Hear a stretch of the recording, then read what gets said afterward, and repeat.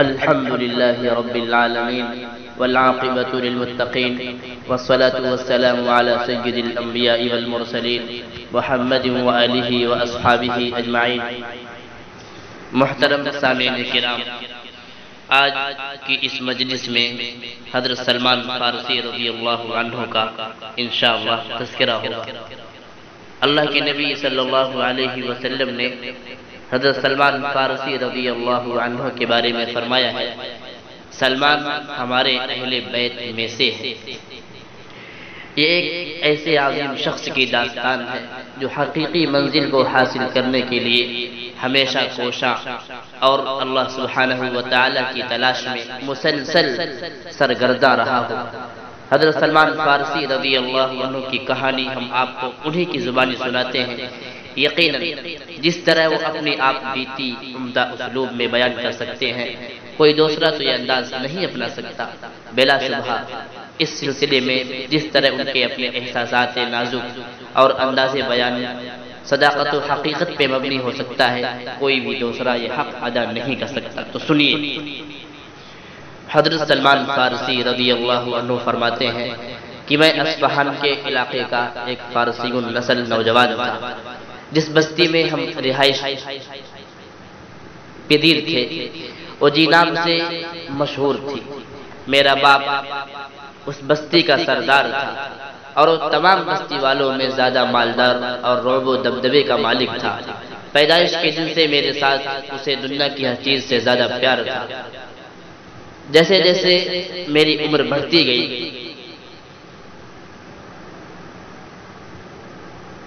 اس کے اندر میری محبت کے سلسلے میں اضافہ ہوتا گیا۔ مجھے گھر کی چار دیواری میں اس طرح پابند کر دیا گیا جس طرح لڑکیوں کو گھروں میں پابند کر دیا جاتا ہے۔ میں نے محبت کے اس قید خانے میں مجوسیت کی تعلیم حاصل کرنا شروع کر دی۔ اس میں بہت زیادہ محنت کی اور اس میدان میں خاص مقام پیدا کر لیا۔ بالآخر مجھے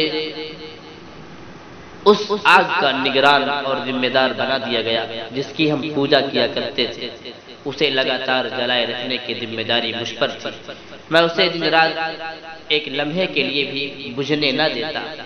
میرا والد بہت بڑا جاگیردار تھا۔ سالانہ بڑی مقدار میں غلہ ہمارے گھر آتا۔ روزانہ اس جاگیر کی دیکھ بھال میرے والد کا معمول تھا۔ ایک دن وہ کسی ضروری کام میں مشغول ہو گئے اور مجھے حکم دیا، بیٹا میں آج کھیتوں میں نہیں جا سکوں گا، میری جگہ آپ جائیں اور کھیتوں کی نگرانی کریں۔ میں گھر سے تو اپنی جاگیر کی نگرانی کرنے کے لیے نکلا، لیکن راستے میں ایک گرجا کے پاس گزرا جس میں عیسائی پوجا پاٹ میں مصروف تھے۔ مجھے ان کا طرز عبادت بہت پسند آیا۔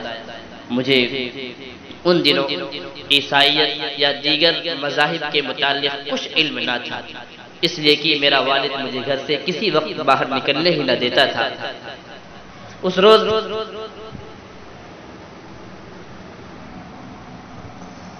جب میں نے گرجا کے اندر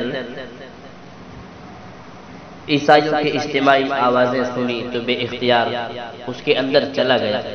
جب میں نے غور سے انہیں دیکھا کہ وہ سب عبادت میں مصروف ہیں تو مجھے ان کی عبادت کا انداز بہت پسند آیا اور میں ان کے دین کی طرف راغب ہو گیا۔ میں نے اپنے دل میں کہا، خدا کی قسم یہ دین تو اس سے کہیں بہتر ہے جو ہم نے اختیار کر رکھا ہے۔ بخدا میں غروب آفتاب تک وہیں رہا، یعنی سورج ڈوبنے تک وہیں رہا، اور اس دن کھیتی باڑی کی نگرانی کے لیے نہ گیا۔ میں نے اہل کنیسہ گرجا گھر والوں سے دریافت کیا اس دین کا سینٹر اور مرکز کہاں ہے۔ انہوں نے مجھے بتایا شام میں۔ جب رات ہوئی تو میں اپنے گھر واپس لوٹ آیا۔ باپ نے مجھ سے پوچھا، آج دن بھر آپ نے کون سا کام سر انجام دیا؟ میں نے عرض کی، ابا جان آج کھیتوں کی طرف جاتے ہوئے میرا کنیسہ کے پاس سے گزر ہوا، میں نے دیکھا کہ کچھ لوگ اندر عبادت میں مصروف ہیں۔ مجھے ان کی عبادت کا انداز بہت پسند آیا۔ شام تک میں انہی کے پاس بیٹھا رہا۔ میرا باپ یہ باتیں سن کر گھبرا گیا اور اس نے اپنا دل پکڑ کر کہا، بیٹا اس دین میں کوئی خیر و بھلائی نہیں، تیرے آبا و اجداد کا دین اس سے کہیں بہتر ہے۔ میں نے کہا ابا جان ہرگز نہیں، خدا کی قسم ان لوگوں کا دین ہمارے دین سے بہت بہتر ہے۔ میرا باپ میری جانب سے یہ جواب سن کر بہت پریشان ہوا، اسے ڈر لاحق ہو گیا کہ کہیں میں اپنے آبائی دین سے منحرف نہ ہو جاؤں۔ اس نے مجھے گھر میں قید کر دیا اور میرے پاؤں میں زنجیر ڈال دی۔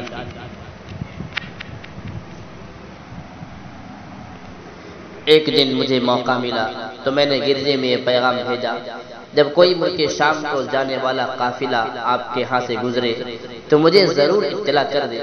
تھوڑے دنوں کے بعد ایک قافلہ وہاں پہنچا جو شام جا رہا تھا۔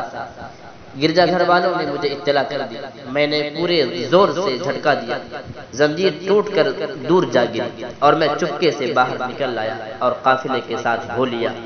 چند دنوں بعد ہم شام پہنچ گئے۔ وہاں میں نے دریافت کیا اس ملک میں سب سے اعلیٰ مذہبی شخصیت کون ہے۔ لوگوں نے مجھے بتایا چرچ کا نگران اعلیٰ یعنی پوپ۔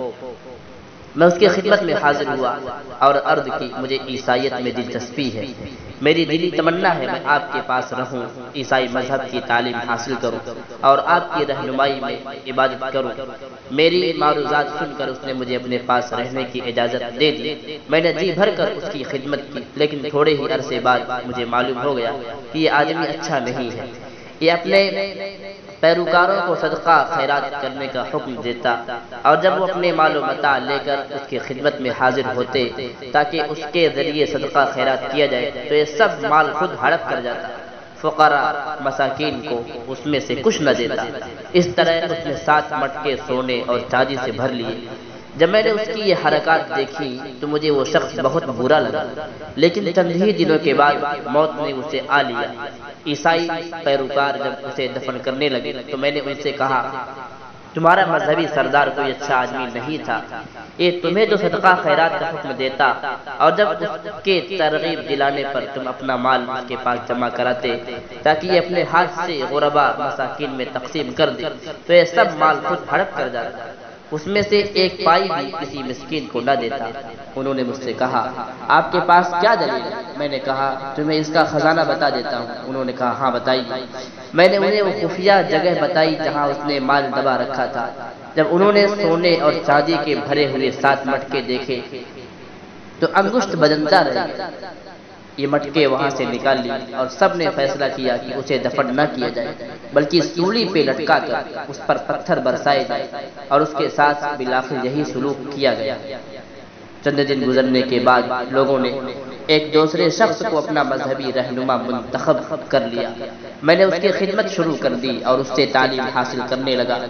میں نے دیکھا یہ شخص تو بہت بڑا زاہد، آخرت کا متمنی اور دن رات عبادت میں مصروف رہنے والا ہے۔ اس کے یہ اوصاف دیکھ کر مجھے اس سے بے انتہا عقیدت و محبت ہو گئی۔ میں اس کی خدمت میں بہت عرصے تک رہا۔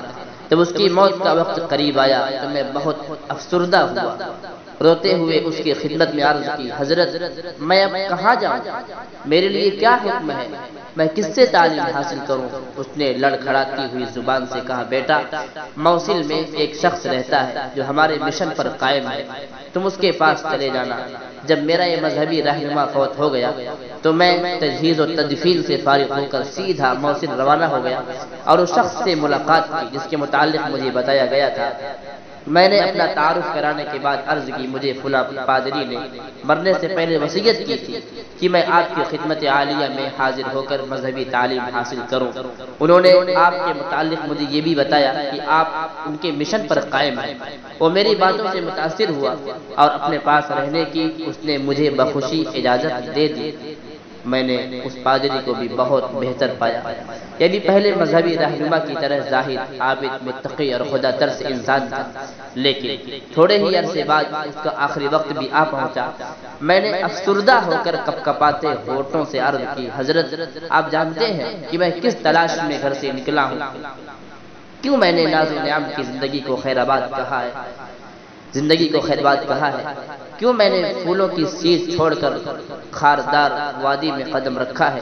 حضور اب میرے لیے کیا حکم ہے؟ میں کدھر جاؤں؟ کہاں کا رخ کروں؟ کسے اپنا رہنما بناؤں؟ کس سے مذہبی تعلیم حاصل کروں؟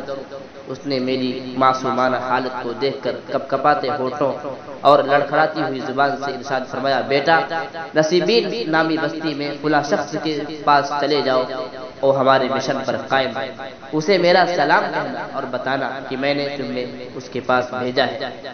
جب اسے بھی لحد میں اتار دیا گیا، قبر میں اتار دیا گیا، تو میں سیدھا اس مذہبی رہنما کے پاس پہنچ گیا جو بستی میں رہتا تھا۔ میں نے اپنا تعارف کرانے کے بعد اپنے سابقہ مذہبی رہنما کا سلام پیش کیا اور پیغام بھی دیا کہ انہوں نے مجھے آپ کی خدمت میں بھیجا ہے، میں مذہبی تعلیم حاصل کرنے کا متمنی ہوں اور کامل استاد کی تلاش میں آپ کے پاس پہنچا ہوں۔ اس نے میری باتیں سن کر بڑی مسرت اور خوشی کا اظہار فرمایا اور علم کے حاصل کرنے کے لیے اپنے پاس رہنے کی اجازت بھی دے دی۔ یہ بھی پہلے دونوں کی طرف بڑا زاہد، عابد، متقی اور خدا ترس انسان تھا، لیکن خدا کا کرنا ایسا ہوا کہ اسے بھی موت نے زیادہ مہلت نہ دی۔ جب اس کی موت کا وقت قریب آیا تو میں نے افسردگی کے عالم میں ان کے سرہانے بیٹھ کر عرض کی، حضرت آپ میری تمنا کو جانتے ہیں، اب میرے لیے کیا حکم ہے؟ اپنے درد کا حال کسے سناؤں، کسے اپنا رہنما بناؤں؟ اب کون میرے زخموں پر مرہم لگائے گا؟ اس نے میری کیفیت دیکھ کر بڑے ہی مشفقانہ انداز میں کہا، بیٹا عموریہ بستی میں فلاں شخص کے پاس چلے جاؤ، وہ ہمارے مشن پر قائم ہے۔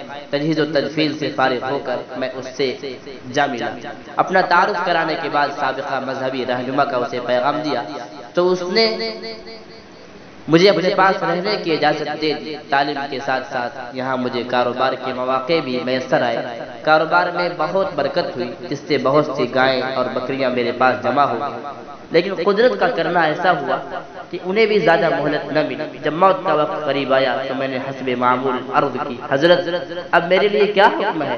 اس نے مجھے یہ بات بتائی، کہنے لگا، اللہ کی قسم روئے زمین پہ اب کوئی ایسا شخص باقی نہیں رہا جو ہمارے مشن پر قائم ہو، لیکن سرزمین عرب میں ایک نبی مبعوث ہونے والا ہے جو دین ابراہیمی لے کر آئے گا،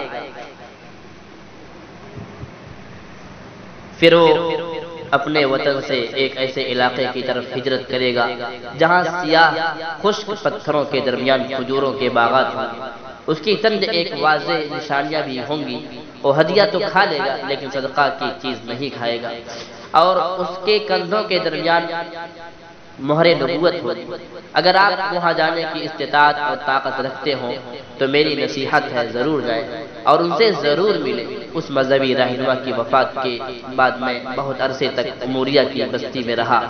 ایک مرتبہ قبیلے بنو کلب کے عرب تاجر یہاں سے گزرے، میں نے ان سے کہا، اگر تم مجھے بھی اپنے ساتھ لے جاؤ تو میں اس کے عوض یہ سب گائے اور بکریاں تمہیں دے دوں گا۔ انہوں نے کہا، ہمیں یہ سودا منظور ہے۔ میں نے سارا مال ان کے حوالے کر دیا اور انہوں نے مجھے اپنے ساتھ سوار کر لیا۔ جب ہم وادی القرا میں پہنچے تو انہوں نے میرے ساتھ دھوکہ کیا اور مجھے یہودی کے ہاتھ فروخت کر دیا، بیچ ڈالا۔ مجھے مجبوراً اس کی غلامی میں رہنا پڑا، لیکن کچھ عرصے کے بعد بنو قریظہ میں سے اس کا چچا زاد بھائی ملنے کے لیے آیا اور اس نے مجھے خرید لیا اور اپنے ساتھ یثرب لے گیا۔ وہاں میں نے کھجوروں کے وہ باغات دیکھے جو عموریہ کے پادری نے مجھے بتائے تھے۔ میں نے سوچ لیا کہ یہی میری آخری منزل ہے۔ میں یہاں غلامی کے دن گزارنے لگا، دن بھر ان کا کام کرتا اور زندہ رہنے کے لیے معمولی سا 2 وقت کا کھانا مل جاتا۔ یوں ہی میری زندگی کے دن گزرنے لگے۔ ان دنوں نبی اکرم صلی اللہ علیہ وسلم مکہ معظمہ میں اپنی قوم کو دین اسلام کی دعوت دینے میں مصروف تھے، لیکن میں غلامی کی وجہ سے آپ صلی اللہ علیہ وسلم کے متعلق زیادہ معلومات حاصل نہ کر سکا۔ تھوڑے ہی عرصے بعد رسول اکرم صلی اللہ علیہ وسلم ہجرت کر کے یثرب پہنچ گئے۔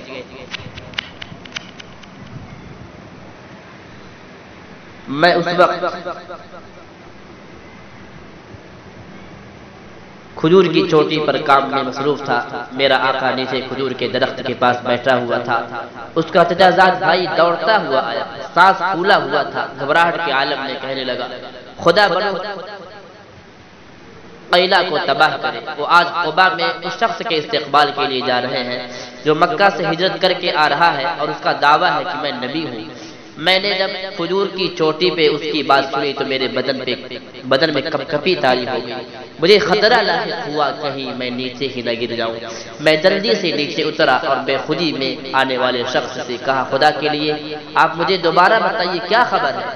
میری حالت دیکھ کر میرے آقا کو غصہ آیا اور اس نے مجھے تابڑ توڑ مکے رسید کرنے شروع کر دی اور بڑبڑایا کہ تجھے اس سے کیا، چل تو اپنا کام کر. جب شام کا وقت ہوا تو میں نے کھجوروں کا تھیلا بغل میں لیا اور تلاش کرتے کرتے وہاں پہنچ گیا جہاں رسول اکرم صلی اللہ علیہ وسلم جلوہ افروز ہوتے تھے. میں آپ صلی اللہ علیہ وسلم کی خدمت میں حاضر ہوا اور عرض کی مجھے یہ پتہ چلا ہے کہ آپ صلی اللہ علیہ وسلم ایک صالح اور خدا ترس انسان ہیں اور آپ صلی اللہ علیہ وسلم کے ہمراہ کچھ مسافر ساتھی بھی ہیں. یہ میرے پاس صدقے کی کھجوریں ہیں، یہ میں آپ صلی اللہ علیہ وسلم کی خدمت میں پیش کرنے کے لیے حاضر ہوا ہوں. آپ صلی اللہ علیہ وسلم نے وہ کھجوریں لی اور اپنے ساتھیوں سے ارشاد فرمایا یہ کھجوریں کھا لو اور اپنا ہاتھ روک لیا. آپ صلی اللہ علیہ وسلم نے اس میں سے کوئی کھجور نہ کھائی. میں نے اپنے دل میں کہا یہ ایک نشانی پوری ہوئی. پھر میں واپس آ گیا دوسرے دن اور کھجوریں لی اور آپ صلی اللہ علیہ وسلم کے پاس حاضر ہو گیا اور عرض کی چونکہ آپ صلی اللہ علیہ وسلم صدقہ نہیں کھاتے اس لیے یہ بطور تحفہ کچھ کھجوریں آپ صلی اللہ علیہ وسلم کی خدمت میں پیش کرتا ہوں. آپ صلی اللہ علیہ وسلم نے تحفہ قبول کیا، خود بھی یہ کھجوریں کھائیں اور اپنے صحابہ کرام رضی اللہ عنہم کو بھی کھلائیں. میں نے دل میں سوچا یہ دوسری نشانی پوری ہوئی. پھر میں تیسری مرتبہ رسول اقدس صلی اللہ علیہ وسلم کی خدمت میں حاضر ہوا. اس دفعہ آپ صلی اللہ علیہ وسلم جنت البقیع میں اپنے ایک صحابی رضی اللہ عنہ کی تدفین کے سلسلے میں تشریف فرما تھے. اس وقت آپ صلی اللہ علیہ وسلم نے جو چادریں زیبتن کی ہوئی تھی میں نے سلام عرض کیا. میں آپ صلی اللہ علیہ وسلم کی مہر نبوت دیکھنے کی کوشش میں تھا جو اموریہ کے پادری نے مجھے بتائی تھی. نبی اکرم صلی اللہ علیہ وسلم نے جب مجھے دیکھا تو آپ صلی اللہ علیہ وسلم بھانپ گئے کہ میں کیا چاہتا ہوں. آپ صلی اللہ علیہ وسلم نے اپنی چادر مبارک کندھوں سے نیچے سرکا دی. میں نے مہر نبوت دیکھی تو پہچان لیا. میں اسے چومنے کے لیے جھکا اور زار و قطار رونا شروع کر دیا. رسول اللہ صلی اللہ علیہ وسلم نے جب میری یہ حالت دیکھی تو شفقت سے مجھے تھپکی دی اور اپنے پاس بٹھا کر فرمایا کیا بات ہے، کیوں روتے ہو؟ میں نے اپنی پوری درد بھری داستان آپ صلی اللہ علیہ وآلہ وسلم کو سنائی اور آپ صلی اللہ علیہ وسلم نے اسے بڑی دلچسپی کے ساتھ سنا اور مجھے فرمایا کہ ان ساتھیوں کو بھی یہ داستان سنائے. میں نے اپنی تمام داستان سنائی اور سن کر بہت خوش ہوئے کہ میں نے بڑی محنت کے بعد اپنی اصلی منزل کو پا لیا ہے. سلام ہو حضرت سلمان فارسی رضی اللہ تعالی عنہ پر جس دن وہ حق کی تلاش کے لیے گھر سے نکلے. سلام ہو حضرت سلمان فارسی رضی اللہ عنہ پر جس دن انہوں نے حق کو پہچان لیا اور پختہ یقین کے ساتھ اسلام ایمان لے آئے. سلام ہو حضرت سلمان فارسی رضی اللہ تعالی عنہ پر جس دن آپ فوت ہوئے اور جس دن انہیں دوبارہ زندہ اٹھایا جائے گا. حضرت سلمان فارسی رضی اللہ تعالی عنہ کے تفصیلی حالات معلوم کرنے کے لیے کتابوں کا مطالعہ کیا جا سکتا ہے. اللہ تعالی ہم تمام مسلمانوں کو حضرت سلمان فارسی رضی اللہ تعالی عنہ کی زندگی پر چلنے کی توفیق نصیب فرمائے. آمین. وآخر دعوانا الحمدللہ رب العالمین.